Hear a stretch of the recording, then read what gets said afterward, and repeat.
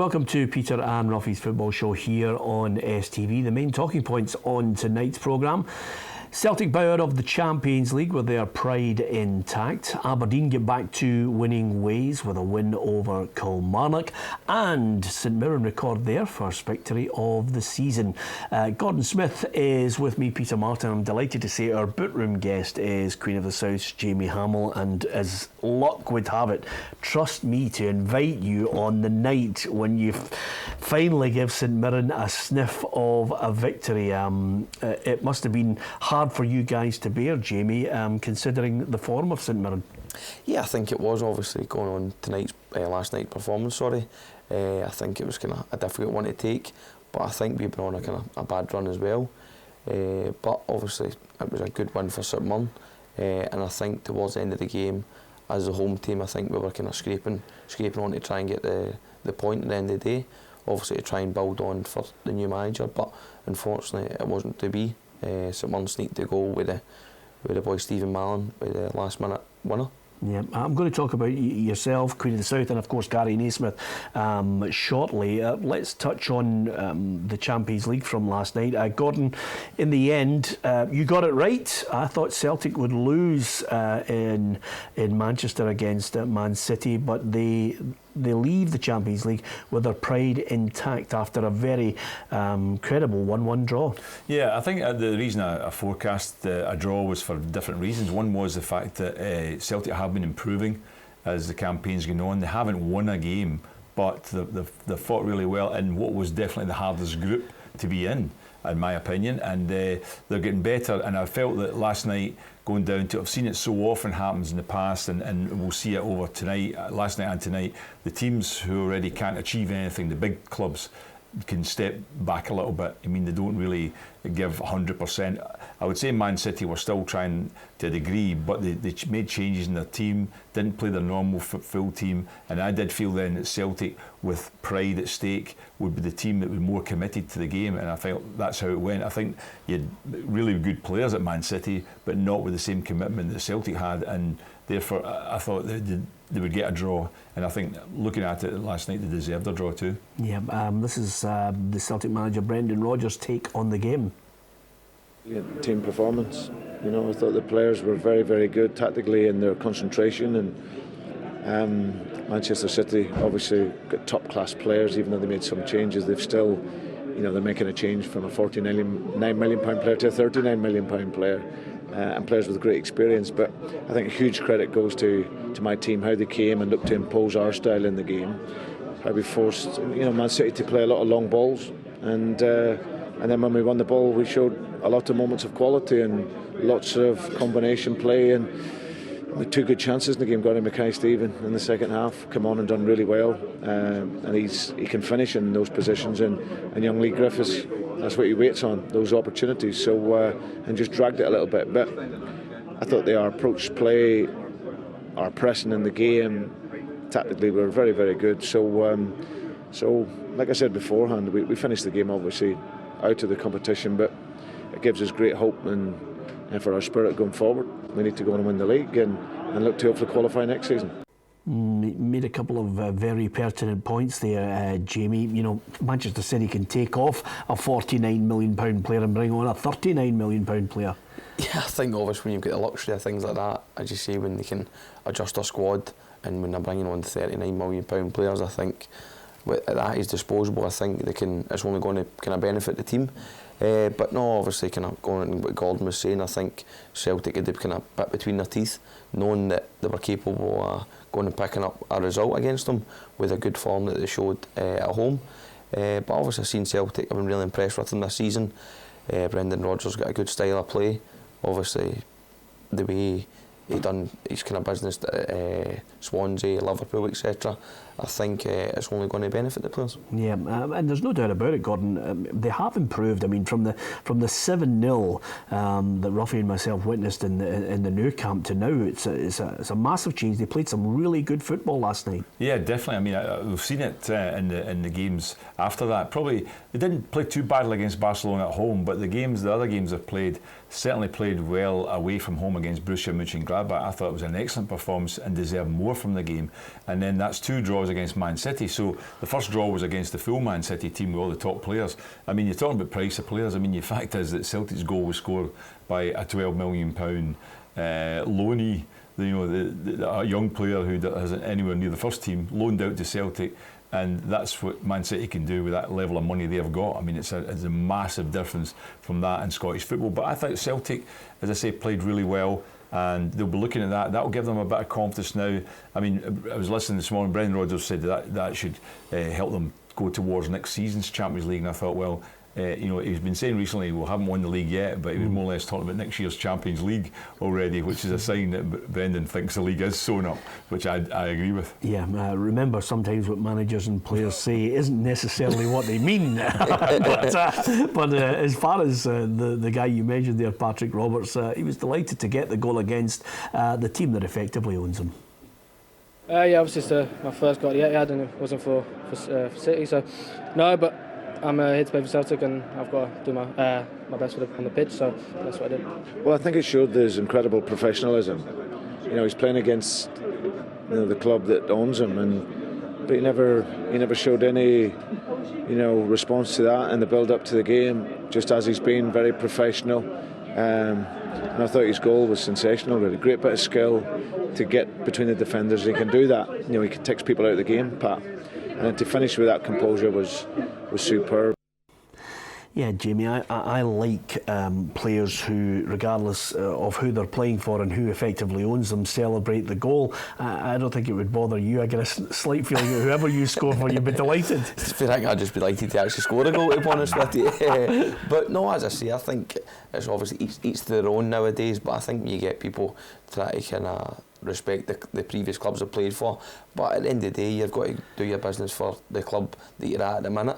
And I think for me, if I was to score a goal against any of my former clubs, I think I probably would celebrate. Maybe no over celebrate, but you'd probably kind of celebrate, obviously, if you were to go score a goal. Yeah. It's good that Manchester City let him play, because you quite often get a lot of clubs won't allow a loaned out player to play against them. Yeah, absolutely. I think the only player that I actually felt really uneasy when he scored a goal against his old club was Adebayor, when he decided to run the length of the pitch up to the opposite end of the stand just to celebrate in front of them. Maybe just a bit too much. I'll tell you, there was a team celebrating last night up at Pittodrie. What an emphatic win for Aberdeen. 5-1. I didn't see that coming, Gordon. I thought they would win, but not 5-1. I felt Aberdeen would, take advantage of the fact they've got 3 home games in a row. They're getting a bit of criticism for the performances in Glasgow. 2 games, they lost the League Cup final, obviously, Betfred final, and the game on Saturday against Rangers, and there was a lot of criticism since. And they did say they were going to turn this around. I saw a few of the players were saying it in advance. They were going to show what was missing, and they would turn it around against Kilmarnock, which they did. Considering Kilmarnock won on Saturday convincingly against Dundee and went 7th top, that's a very impressive performance. Now they've got 2 more home games. They've got St Johnstone, then Motherwell. They've actually got, as I said, they've got 7 league games this month, Aberdeen, and 2 of them are games in hand with Rangers and Hearts. So that's impressive. And if they can turn this around now and start to put performances like that together over this month, then they could go into the winter break ahead. Yeah, and just picking up on that, Jamie, when you look at the Premiership table, I mean, Kilmarnock, there's 7 clubs there that you just cannot get any kind of consistency and momentum. You can have a win one week and then you get hammered the next. Yeah, I think obviously that's the kind of thing in that league. You've got to try and get a consistent run together, and as you say, if you can put 2 or 3 wins together, you find yourself maybe sitting 5th in the league.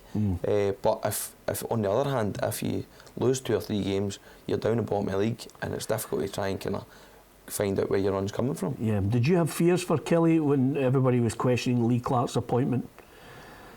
It was one of the ones. I think obviously Lee Clark came in with a good knowledge of the game, done really well down at Huddersfield. Obviously maybe not so well at kind of other clubs where he came to, but I think he came to Kilmarnock, kind of put his own stamp on things, and I think at the end of the day I think he's got them playing well, but it's just trying to get the level of performance to where he wants me to be, and hopefully as a kind of Ayrshire boy myself, I'd like to see them going and do well. Yep, okay. We are going to talk Queen of the South. We're also going to talk to Jamie about his own personal ambitions. He's also involved in one of the best celebrations I've ever seen in my entire life. I don't know about you, but I like my players with a little bit of edge about them and a little bit of a noise up, and that's why Jamie's a guest on the programme. Simple as that. We'll also talk about Hamilton Accies as well, Ali Crawford, and where he could end up in the summer months. Hamilton say they won't stand in his way. We'll discuss that and look ahead to some of the weekend games, as well as that big win for St Mirren.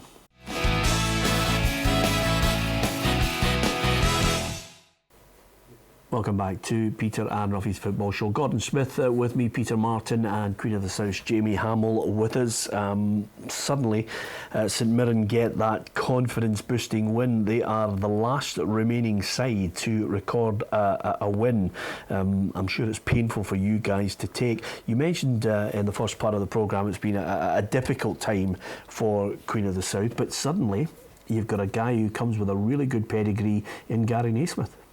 Yeah, obviously Gary Naismith, I think, I was just speaking to Gordon prior to the show, it's one of the ones, he's only had one day to work with the boys, so it's been really difficult for him, but I think obviously in the future, I think it's only going to stand Queen of South and the players in good stand. Yeah. For the rest of the remainder of the season. Yeah, and again, he's one of those managers, I think, who was starting to gain a fair bit of credibility.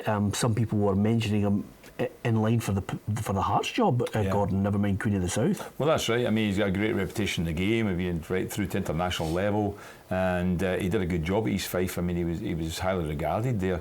Played as well, I think, while he was manager too. Maybe he might still play yet, you never know, in Queen of the South. But as Jamie says, that he's only just been in the door, and you need to give any manager needs time in order to turn things around, decide which players are best, which players suit a certain system, and also in terms of how to approach each game. So he's got a fair bit to learn, even about the team he's with now, but I'm sure he will turn, because Queen of South have got better players than what their recent run has shown. Yeah, absolutely. As far as Gary Naismith, you probably just missed him as far as playing for Hearts, but you look on now as the new management team comes in, Jamie, Ian Cathro, Austin McPhee.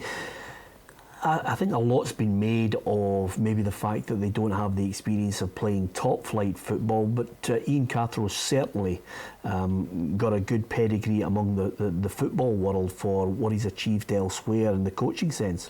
Yeah, I think obviously when you look at his kind of CV and the coaching sense, I think it speaks volumes of himself. When he went, I think he was 22-year-old, he was heads ahead of youth at Dundee United, which speaks volume for themselves. But as you say, obviously he's going into the Hearts job, which is a massive job, to be honest with you. I think Robbie done a very, very good job steadying the ship in there. Obviously with the people behind the scenes, they're just looking to build a new stand in that as well. So I think everything is set up for him nicely. It's just whether he can go in and live up to what the expectations Robbie had kind of lay in place for him. Yeah, how did you like playing at Hearts? Yeah, I really enjoyed my time at Hearts. Obviously, going into the kind of administration side, it was difficult with the young boys in the squad.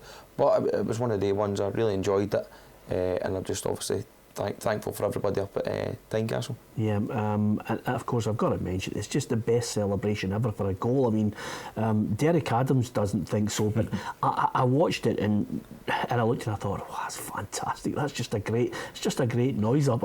I'm sure your teammates laughed after it.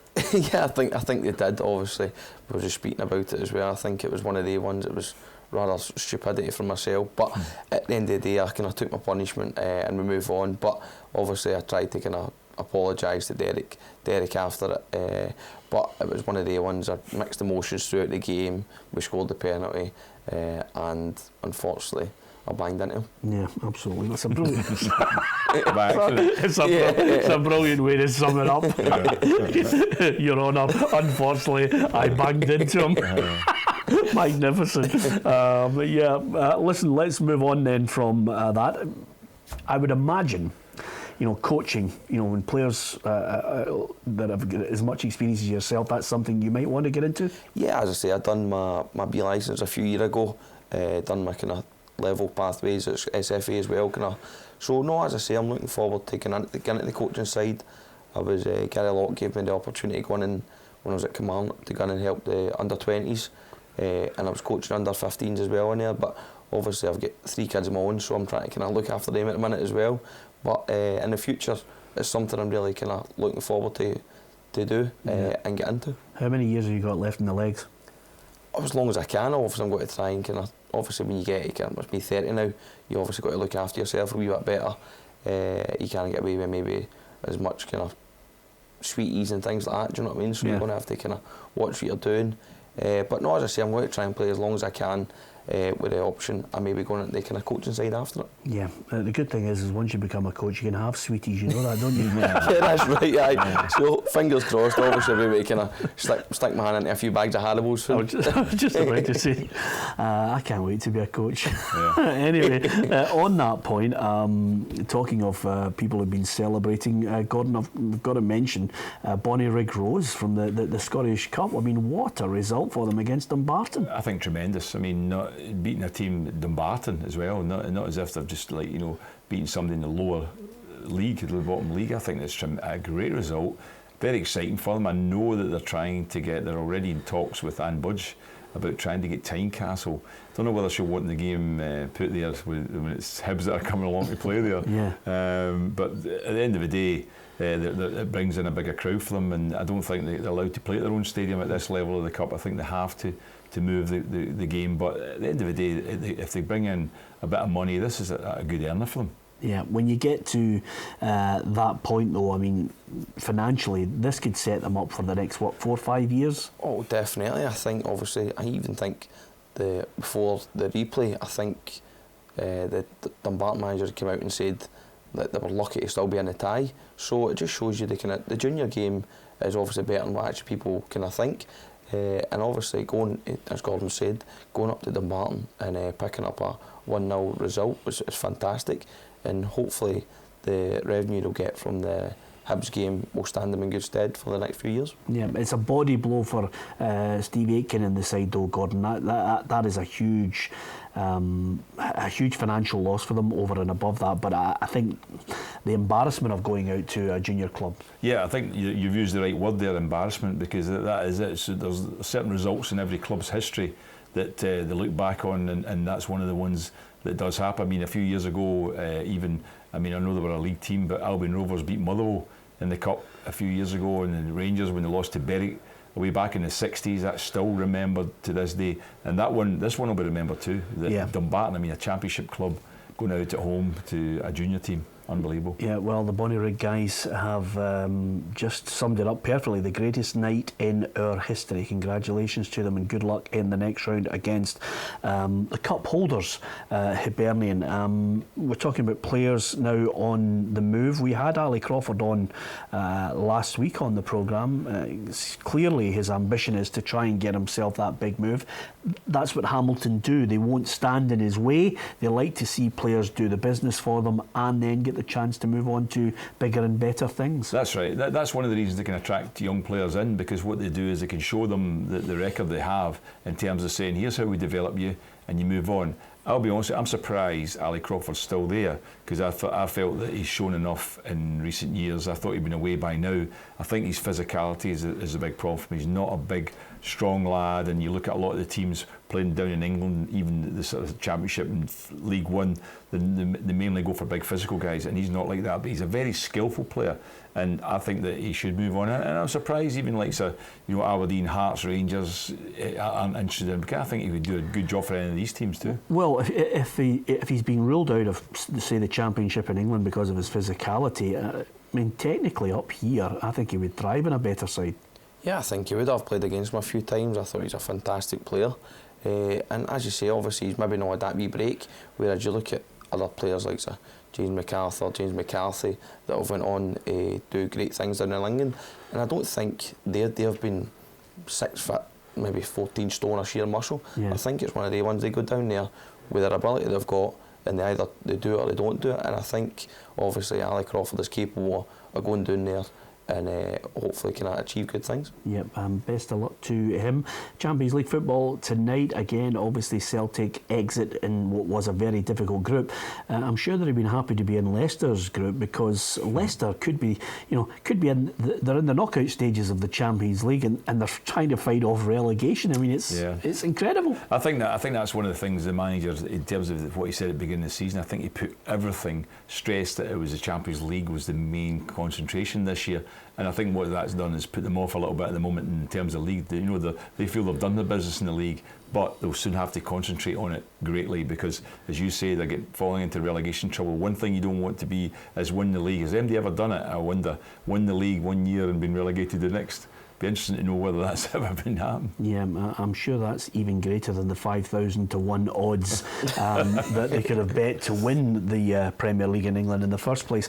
Listen, it's been an absolute joy to have Jamie Hamill on the programme. Hopefully Queen of the South gone to greater heights this season. Thanks very much to him for coming in. Of course, Jamie and myself are just going to bump into Gordon as we head out of this show. He wouldn't even have got a booking for that in the junior area of Ayrshire, let me tell you. Thanks for watching. Good night.